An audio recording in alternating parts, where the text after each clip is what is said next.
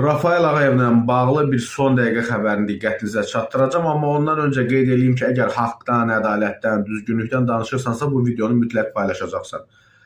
Deməli, Azərbaycanda ilin idman yekunlarına dair həsr olunmuş tədbirdə iştirak eləməyən Rafael Ağayevlə bağlı Dünya Karate Federasiyası biraz öncə paylaşım eləyib. Belə demək mümkünsə elə bizi utandırıblar və həmin o paylaşımda Rafael Ağayevin karyerası ərzində qazandığı nailiyyətlər qeyd olunub. 5 dəfə dünya, 11 dəfə Avropa çempionu. Hələ burada o olimpiya finalını filanı demirəm.